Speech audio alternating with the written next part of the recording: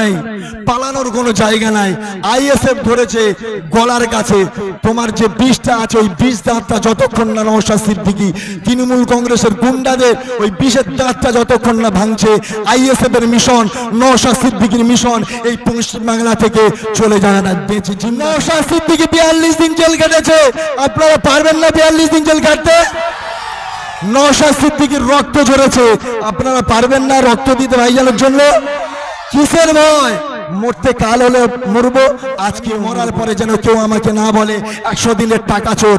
আমি মরার পরে কেউ যেন আমাকে না বলে ট্রিপল চোর। আমি মরে যাবার পরে কেউ যেন না বলে যে মিড ডে মিলের বাচ্চাদের খাবার চোর। এই কথাটা যেন কেউ না বলে।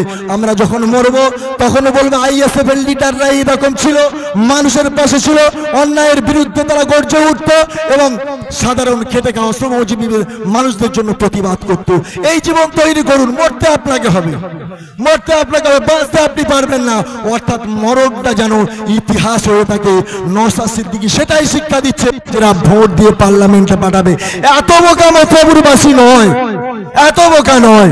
তার কারণে এত বৃষ্টি হচ্ছে, কাউকে বিরিয়ানির প্যাকেট দেওয়া হয়নি, কাউকে গাড়ি ভাড়ার টাকা দেওয়া হয়নি।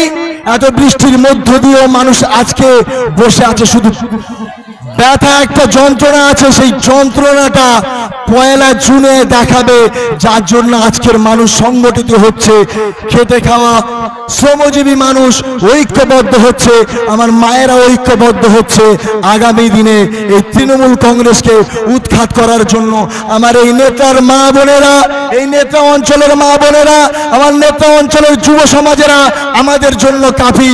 কেননা এখানে যা পরিস্থিতি দেখতে পাচ্ছি, আমি কনভেনার, আমার বিশ্বাস এই নেতা মথুরাপুর থেকে অজয় দাকে পার্লামেন্টে পাঠাবে, নেতা পাঠাবে। সেই জন্য আপনারা প্রস্তুত হন, কোনো গুন্ডাগিরি চলবে না। আইএসএফ অনেক গুন্ডাদের দেখে নিয়েছে, এবার রইল বাকি নেতা। একটু অপেক্ষা করুন, এদের গুন্ডা টুন্ডা কোথায় যাবে সে দেখতে পাবেন। কেন আরাবুল দেখেছেন কোথায় আছে? আরাবুল জানেন কোথায় আছে? আর এরা তো সব চুনোপুটি, এরা সব চুনোপুটি সাজান ছেলে, এরা সব চুনোপুটি লাফাচ্ছে প্রচুর। ভাই লাফানো কম করো, যখন বিপদে পড়ে যাবে তোমার বড় বড় নেতারা তোমার পাশে থাকবে না, তোমার পিসিমণি তোমার পাশে থাকবে না, তোমার কয়লা ভাইপো কয়লা চোর তোমার পাশে থাকবে না, তখন আইএসএফ এর ছায়া তলে আসতে হবে। বলে দিলাম, আইএসএফ এর পতাকা তোমাদের ধরতে হবে। সেই জন্য শুধরে যাও ভাই, শুধরে বাঁচার কোনো রাস্তা নাই, পালানোর কোনো জায়গা নাই। আইএসএফ ধরেছে গলার কাছে, তোমার যে বিষটা আছে ওই বিষ দাঁতটা যতক্ষণ না নওশাদ সিদ্দিকী তৃণমূল কংগ্রেসের গুন্ডাদের ওই বিষের দাঁতটা যতক্ষণ না ভাঙছে, আইএসএফ এর মিশন, নওশাদ সিদ্দিকীর মিশন এই পশ্চিম বাংলা থেকে চলে যায় না, বেঁচে জিন্দা থাকবে। সেই জন্য আপনারা প্রস্তুত হন, আপনারা ঐক্যবদ্ধ হন, আপনারা সংগঠিত হন। একটা বুথে কতক্ষণ মস্তান আছে? একটা অঞ্চলে 5টা 7টা 10টা 20টা মস্তান আছে। আপনারা সংখ্যায় কত? আপনারা সংখ্যায় কত? পারবেন না দেখিয়ে দিতে? 50 জনকে 500 জন দেখাতে পারবেন না? শুধু সাহসটা তৈরি করো। নওশাদ সিদ্দিকী 42 দিন জেল কেটেছে, আপনারা পারবেন না 42 দিন জেল কাটতে? নওশাদ সিদ্দিকীর রক্ত ঝরেছে, আপনারা পারবেন না রক্ত দিতে ভাইজানের জন্য? কিসের ভয়? মরতে কাল হলে মরবো, আজকেও মরবো, ভয়টা কিসের? কিন্তু মরাটা যেন আমার এইরকম মরা হয়, আমি মরার পরে যেন কেউ আমাকে না বলে 100 দিনের টাকা চোর। আমি মরার পরে কেউ যেন আমাকে না বলে ট্রিপল চোর।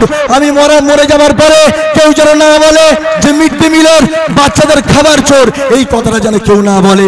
আমরা যখন মরবো তখন বলবো আইএসএফ এর লিডাররা এইরকম ছিল, মানুষের পাশে ছিল, অন্যায়ের বিরুদ্ধে তারা গর্জে উঠত এবং সাধারণ খেটে খাওয়া শ্রমজীবী মানুষদের জন্য প্রতিবাদ করত।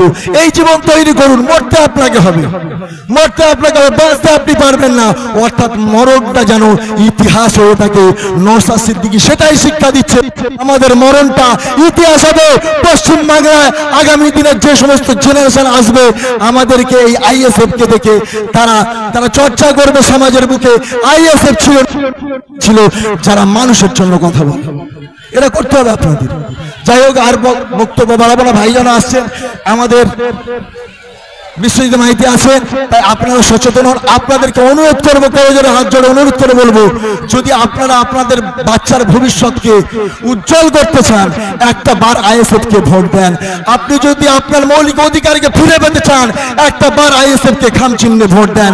আপনারা যদি বুক ফুলিয়ে বাঁচতে চান, উঁচু করে যদি বাঁচতে চান, তাহলে অজয় দাকে ভোট দিয়ে পার্লামেন্টে পাঠান। এলাকায় যত গুন্ডা আছে একটা করে দেবো, আমরা কথা দিয়ে যাচ্ছি। একবার পাঠান, অজয় দাকে একবার পাঠান, যত গুন্ডা আছে আমরা দেখে নেব, সব করে এক জায়গায় করে দেবো। শুধু আপনারা পয়লা জুনে অজয় দাকে পাঠানোর ব্যবস্থা করুন, বাকি দায়িত্ব আমাদের। এই বলে আমি আমার ক্ষুদ্র বক্তব্য এখানে শেষ করছি। ইনকিলাব জিন্দাবাদ, আইএসএফ জিন্দাবাদ, পীরজাদা নওশাদ সিদ্দিকী জিন্দাবাদ, অধ্যাপক অজয় কুমার দাস জিন্দাবাদ।